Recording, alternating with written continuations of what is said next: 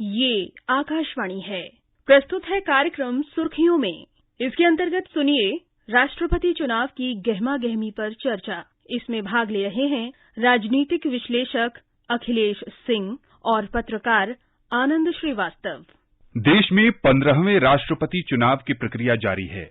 राष्ट्रीय जनतांत्रिक गठबंधन की तरफ से द्रौपदी मुर्मू को उम्मीदवार बनाया गया है। उन्होंने अपना नामांकन दाखिल भी कर दिया है। विपक्ष के उम्मीदवार हैं यशवंत सिन्हा। अखिलेश जी, आपसे ये समझना चाहेंगे कि जो गुणा गणित है राष्ट्रपति चुनाव का, वो आप इस समय किसकी तरफ देखते हैं और उसकी क्या संभावनाएं हैं? जब तक दोनों कैंडिडेट की घोषणा नहीं हुई थी तो भी एनडीए की जो कमी थी वो लगभग 2% वोट्स की थी, और जब से अनाउंसमेंट हुआ है उसके बाद से लगातार जो एनडीए उम्मीदवार हैं द्रौपदी मुर्मू जी, उनके समर्थन की संख्या बढ़ती जा रही है। इस समय अगर आप देखें तो सबसे पहले तो एनडीए के जितने कॉन्स्टिट्यूएंट्स हैं वो सारे इंटैक्ट हैं। अगर वो इंटैक्ट होते तो केवल 2% वोट्स की कमी थी। इसके बाद वाईएसआरसीपी और फिर बीजेडी, बीजू जनता दल, वहां पर जो चीफ मिनिस्टर हैं नवीन पटनायक जी, के बाद एआईडीएमके ने भी समर्थन कर दिया है। तो मुझे लगता है कि अगर आप नंबर्स की बात करें और जीतने की संभावनाओं की बात करें तो अब कुछ बचा नहीं है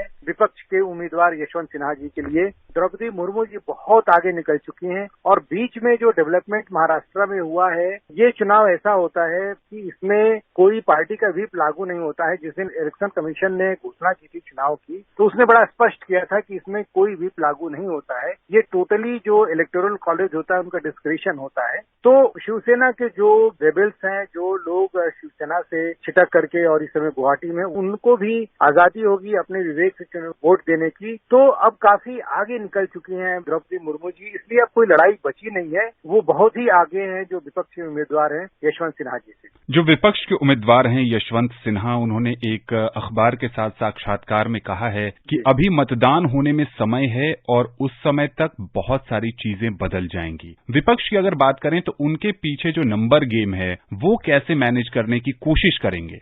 ये केवल एक सिंबॉलिक फाइट है, एक सिंबॉलिक बैटल है। केवल एक मैसेज कन्वे करने की बात है कि जो विपक्ष के लोग हैं वो अपने जो कॉन्स्टिट्यूएंसी है, जो उनके वोटर्स हैं, उनके जो समर्थक हैं, उनको ये कह पाए कि हमने एनडीए के सामने, बीजेपी के सामने घुटने नहीं टेके हैं, हमने बिल्कुल ही उनके सामने सरेंडर नहीं किया है। अदरवाइज अगर आप नंबर्स की बात करें तो कोई फाइट बची नहीं है। सबसे बड़ी चीज ये है कि जो यूपीए, या आप ये कहें कि जो विपक्ष के जो एकता की अगर बात करें तो आज ही लेफ्ट के मेरे ख्याल से कुछ लोगों ने ये कहा है कि विपक्ष को इससे बेहतर उम्मीदवार मिल सकता था। और दूसरी तरफ जहां तक झारखंड मुक्ति मोर्चा की बात है, जो एक मेजर कॉन्स्टिट्यूएंट है विपक्ष का, अभी तक उनकी कुछ क्लैरिटी नहीं हो पाई है कि वो किसके तरफ वोट देंगे, क्योंकि द्रौपदी मुर्मू जी पिछले साल तक झारखंड की गवर्नर थी, और माना यह जाता है कि वो एक संथाल ट्राइब है। संथाल ट्राइब्स की झारखंड में बहुत अच्छी खासी प्रेजेंस है। तो उसमें वहाँ के जो चीफ मिनिस्टर हैं हेमंत सोरेन जी, झारखंड मुक्ति मोर्चा के जो चीफ है, उनके लिए बड़ा मुश्किल की एक स्थिति है कि वो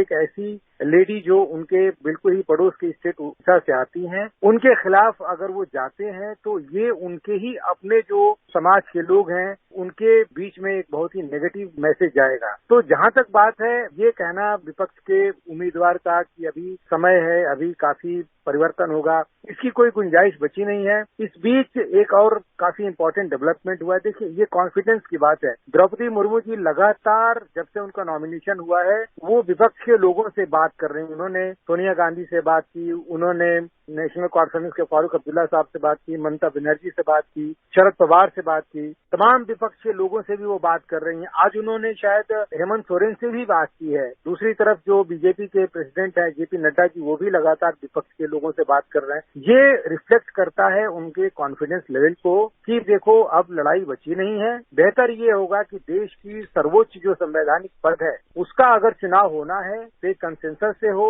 आपस में मिल करके हो, इस पर कोई पॉलिटिकल फाइट नहीं होनी चाहिए। एक मैसेज भेजना चाहिए एक मजबूत लोकतंत्र का अखिलेश जी, आपसे ये भी समझना चाहेंगे कि अगर द्रौपदी मुर्मू, जैसा कि आप अंकों के गणित के हवाले से बता रहे हैं कि अब वो इस रेस में बहुत आगे निकल गई हैं, वो राष्ट्रपति बनती हैं तो कई कीर्तिमान उनके साथ जुड़ जाएंगे। बिल्कुल, वो बिल्कुल। आजाद भारत में पैदा होने वाली भारत की पहली राष्ट्रपति बनेंगी। Exactly. और क्या क्या रोचक तथ्य हैं उनके साथ? देखिए, सबसे पहले बात यह है कि ये 15वीं राष्ट्रपति होंगी। ये पहली आदिवासी महिला होंगी जो देश की सर्वोच्च संवैधानिक पद पर आसीन होंगी। आज तक अभी तक कोई भी आदिवासी समुदाय से, ट्राइबल समुदाय से कोई राष्ट्रपति नहीं बन पाया था। दूसरी बात ये भी है कि ये यंगेस्ट प्रेसिडेंट होंगी अभी तक के इतिहास में। She will be the youngest president of the country और केवल दूसरी महिला राष्ट्रपति होंगी इस देश की। तो कई सारे ऐसे डेवलपमेंट्स है, ऐसे कीर्तिमान उनके साथ जुड़ेंगे। और खास बात ये है कि देखिए, ये जिस समाज से आती हैं, जिस समुदाय से आती हैं, जिस बैकग्राउंड से आती हैं, मेरे ख्याल में कई बार हम लोगों ने इस बात की चर्चा की है। कल जो एनडीए के लीडर, फ्लोर लीडर्स को एड्रेस करने में पीएम ने थोड़ी सी जो उनको जो एड्रेस करने में जो बात कही, वो यही कहा, उन्होंने द्रौपदी मुर्मू जी के बैकग्राउंड के बारे में लोगों को बताया और ये बताया कि हम सबने मिलकर के उनकी उम्मीदवारी के बारे में डिसीजन क्यों लिया। क्योंकि अगर आप उस समाज से ऐसे लोग जो कि मेन स्ट्रीम में नहीं है, जो कि हमारी विकास की धारा से बिछड़ गए हैं, अगर उस समाज के लोगों को आप सामने लेकर के आते हैं और उनको उस मुकाम तक पहुंचाते हैं, तो एक बहुत बड़ा मैसेज होता है, एक कॉन्फिडेंस बिल्डिंग होती है और उस समाज के उत्थान के लिए एक बहुत बड़ा मैसेज होता है। तो कुल मिलाकर के ये है कि इनके राष्ट्रपति बनने के बाद अगर ऐसा होता है तो बहुत सारी ऐसी चीजें हैं जो काफी पहले होनी चाहिए थी लेकिन आज हो रही हैं, लेकिन हमारी संवैधानिक व्यवस्था के लिए एक बहुत अच्छे संकेत है। अखिलेश जी, जैसा कि उनकी बेटी का एक स्टेटमेंट आया कि जब वो राज्यपाल थी तो कोई भी अपना आधार कार्ड बनवाने के लिए भी उन तक राजभवन पहुंच जाता था, यानी वो बहुत जन सुलभ हैं। राष्ट्रपति बनने के बाद भी क्या ये परंपरा जारी रहेगी?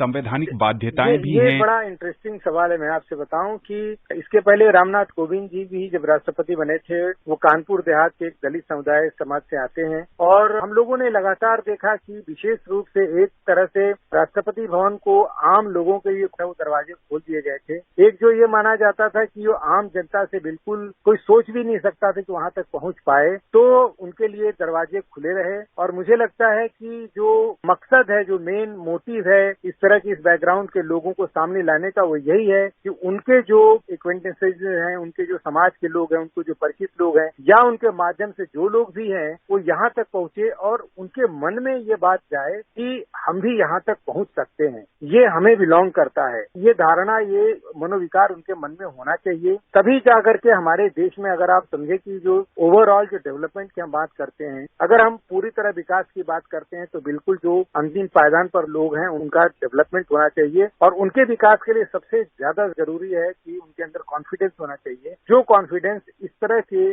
पॉलिटिकल डेवलपमेंट के माध्यम से लाया जा सकता है। बहुत संक्षेप में अंतिम सवाल अखिलेश जी, 18 जुलाई को मतदान होना है, उससे पहले और क्या प्रक्रिया आप देखते हैं विपक्ष और सत्ता पक्ष की तरफ से? कुल मिलाकर के आपसे बताऊं कि एनडीए की जो उम्मीदवार हैं द्रौपदी मुर्मू जी, वो लगातार कोशिश ये कर रही हैं, लगभग विपक्ष के हर एक नेता से वो बात कर रही हैं। उनके साथ साथ जो बीजेपी के राष्ट्रीय अध्यक्ष हैं जेपी नड्डा जी और रक्षा मंत्री राजनाथ जी, जिनको पार्टी ने अधिकृत किया है कि सारे पॉलिटिकल पार्टीज के नेताओं से बात करें, तो इन लोगों के अंदर कहीं न कहीं उम्मीद है कि कम से कम एक महिला है और एक आदिवासी समुदाय से आती है, तो सारे पक्ष को या विपक्ष को सबको एक हो करके, और इन लोगों की उम्मीद है कि एक कंसेंसस के रूप में, एक यूनानिमिटी के साथ इनको चुना जाए। देखिए, एक धर्म संकट की स्थिति है विपक्ष के लोगों के लिए, जिन लोगों ने विमेन एम्पावरमेंट का एक बहुत बड़ा एजेंडा चलाया है, विशेष रूप से ममता बनर्जी ने और नवीन पटनायक जी ने। इन लोगों ने, अगर आप देखें तो लोकसभा के चुनाव में कई सारे कैंडिडेट भी महिला समुदाय से उठाए, तो उनके लिए भी धर्म संकट की स्थिति। मुझे